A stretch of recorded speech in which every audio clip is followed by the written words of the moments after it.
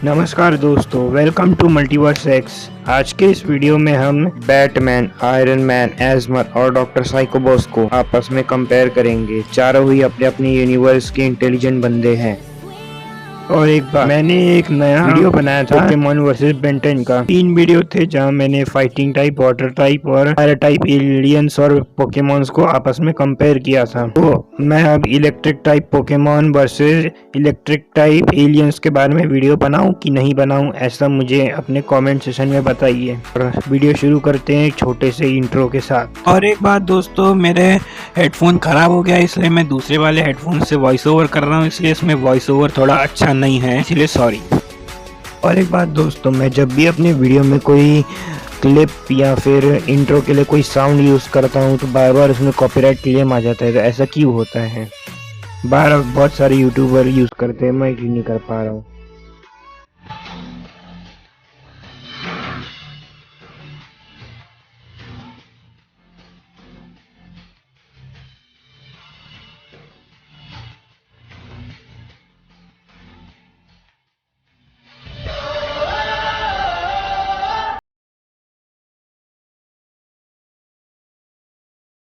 सबसे पहले हम बात कर लेते हैं आयरन मैन की। आयरन मैन को सुपर हीरो बनाता है उसका दिमाग। जैसा कि हम जानते हैं, आयरन मैन एमसीयू का सबसे इंटेलिजेंट आदमी है। आयरन मैन के सारे सूट गोल्ड टाइटेनियम से बने हैं, इसलिए उसकी ड्यूरेबिलिटी बहुत ज़्यादा है। उसने थॉर के हमलों को भी झेल लिया था। और इंटेलिजेंस की बात करें तो आयरन मैन ने अकेले एक गुफा में एक पूरा आर्क रिएक्टर और एक आर्मर बना लिया था। तो आप सोच सकते हैं कितना इंटेलिजेंट आदमी है। और आयरन मैन एक टाइम पे कई काम कर सकता है। और उसने जार्विस और फ्राइडे नाम के 2 एआई कंप्यूटर भी बनाए थे। जार्विस हमें आयरन मैन में अपीयर हुआ था और फ्राइडे हमें एज ऑफ अल्ट्रॉन में अपीयर हुई थी। कॉमिक्स में आयरन मैन ने क्री सिविलाइजेशन की एक टेक्नोलॉजी को भी हैक किया है। क्री सिविलाइजेशन जो इंसानों के मुकाबले काफ़ी ज़्यादा एडवांस है, उनकी टेक्नोलॉजी को आयरन मैन ने हैक कर लिया था। तो आप सोच सकते हो कितना इंटेलिजेंट है। और कॉमिक्स में आयरन मैन ने एक मशीन बनाई थी जिसमें 2000 किलो मेगाटन एटॉमिक एनर्जी है। आयरन मैन की स्पीड की बात करें तो इसकी स्पीड 2000 किलोमीटर प्रति घंटे की रफ्तार से ज्यादा है। हाँ, सही सुना आपने, ज्यादा है। और आयरन मैन के पास 85 आर्मर्स है जिन्हें आयरन मैन ने ही बनाया है। आयरन मैन का पहला आर्मर मार्क 1 कुछ खास तो नहीं है भाई। आयरन मैन ने 85 आर्मर बनाए और उसका 85 वाला आर्मर, उसकी मदद से उसने थैनोस का खून निकाल दिया था और उसने 6 इन्फिनिटी स्टोन्स को थोड़ी देर तक झेल लिया था। और हमें सिविल वॉर में दिखा चुके हैं कि आयरन मैन अपने दुश्मन के मूव्स को सीख कर उन्हें आसानी से हरा सकता है। इस सीन को देखो, अगर बक्की ने आयरन मैन का पैर नहीं पकड़ा होता तो आयरन मैन अकेले ही कैप्टन अमेरिका और विंटर सोल्जर को आराम से डिफीट कर देता बिना किसी तकलीफ के। अब बात करते हैं डीसीयू के सबसे इंटेलिजेंट सुपर हीरो बैटमैन की। बैटमैन यानी ब्रूस वेन एक आम इंसान है, उसके ऊपर कोई सुपर ह्यूमन एक्सपेरिमेंट नहीं हुआ था। ब्रूस वेन जब छोटा बच्चा था तब उसे चमगादड़ से बहुत डर लगता था। बाद में चल के उसने अपने डर को काबू किया और एक नई पहचान बनाई जिसे हम कहते हैं Batman. Batman martial arts, multitasking, acrobatics और साइंस में मास्टर है। बैटमैन ने अपने आप को फिजिकली और मेंटली अच्छे से ट्रेन किया है। बैटमैन का आईक्यू लेवल 192 जितना माना जाता है और वो एलियन टेक्नोलॉजीज को भी बहुत अच्छे से समझ लेता है। और ब्रूस वेन दुनिया के बड़े बड़े लोगों से डिटेक्टिव स्किल्स, साइंटिफिक स्किल्स और बॉक्सिंग स्किल्स और बहुत सी स्किल्स सीखता है और इसका अपने ऊपर पूरा कंट्रोल है। बैटमैन के इंटेलिजेंस की कोई लिमिट नहीं। और इतने सारे स्किल्स और जीनियस दिमाग के साथ वो डीसीयू के हर सुपर हीरो को कड़ी टक्कर दे सकता है। एग्जाम्पल, बैटमैन वर्सेस बैटमैन ने सुपरमैन को हरा दिया था, जबकि किसी भी सुपर हीरो के लिए सुपरमैन को हराना बहुत ज्यादा मुश्किल था, लेकिन बैटमैन ने इस मुश्किल काम को बड़ी आसानी से कर दिया। बैटमैन को अपनी प्रिपरेशन टाइम के लिए जाना जाता है। उसने अपने प्रिपरेशन टाइम का यूज करते हुए कॉमिक्स में एक जस्टिस आर्मर बनाया था जो जस्टिस लीग के हर सुपर हीरो की कमजोरी जानता था। इस आर्मर में बैटमैन ने जस्टिस लीग के हर सुपर हीरो की वीकनेस और मूव्स डाले थे। अपने इसी पावर्स एंड एबिलिटीज के वजह से बैटमैन को सबसे डेंजरस सुपर हीरो कहा जाता है। तो अब हम बात करते हैं बेंटन यूनिवर्स से एजमत की।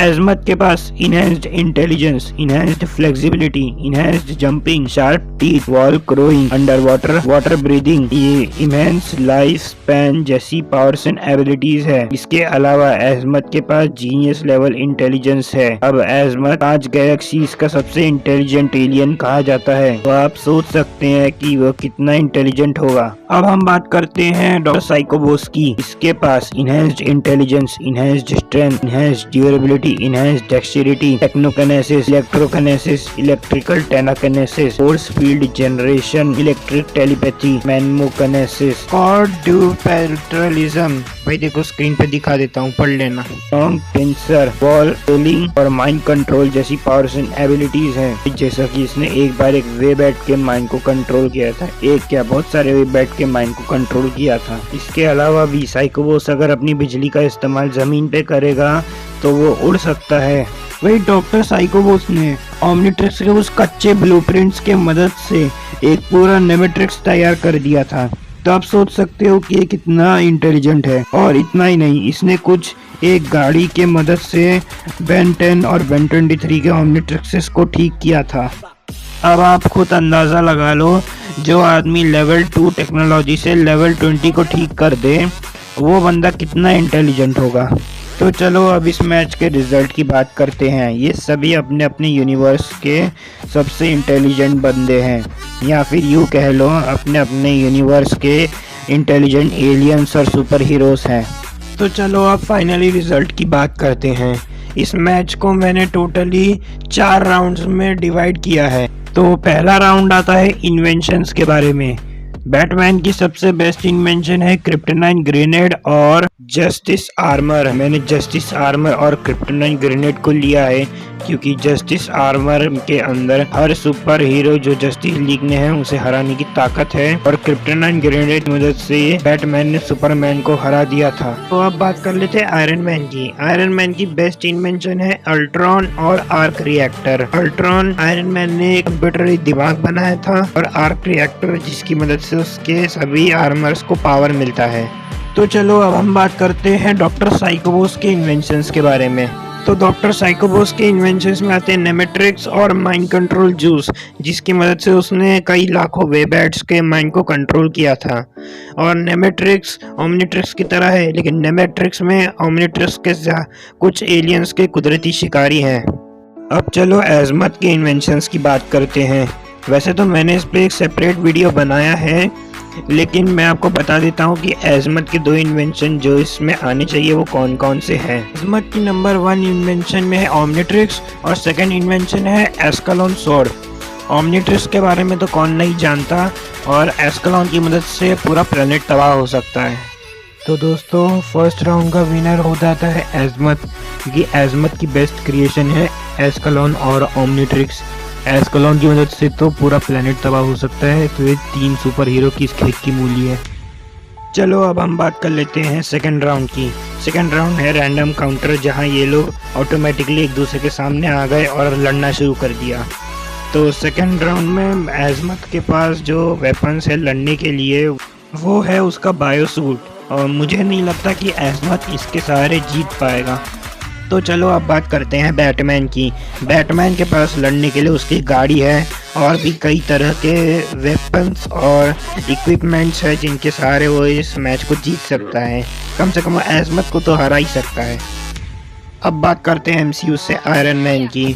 आयरन मैन के पास लड़ने के लिए हमको पता है उसके पास उसका आर्मर है, उसने 85 आर्मर बनाए, तो 85 वाला आर्मर ही लेके वो घूमेगा, और इसकी मदद से वो बैटमैन को तो हरा ही सकता है, क्योंकि हमने सिविल वॉर में देखा है आयरन मैन का क्विक रिस्पॉन्स बहुत अच्छा है। तो चलो अब बात करते हैं डॉक्टर साइकोबोस की। डॉक्टर साइकोबोस के पास लड़ने के लिए नेमेट्रिक्स नहीं है, उसके पास अपने लिए कुछ इलेक्ट्रिक अटैक्स हैं, और हमने देखा था कि डॉक्टर साइकोबोस ने भी अपने लिए एक बॉडी सूट बनाया था, जिसकी मदद से उसने एस्ट्रोडैकल को भी बहुत अच्छी टक्कर दी थी। देखो भाई नेमेट्रिक्स उसके पास इसलिए नहीं है क्योंकि नेमेट्रिक्स उसने खाइबर को दे दिया था। तो चलो अब रिजल्ट की बात करते हैं।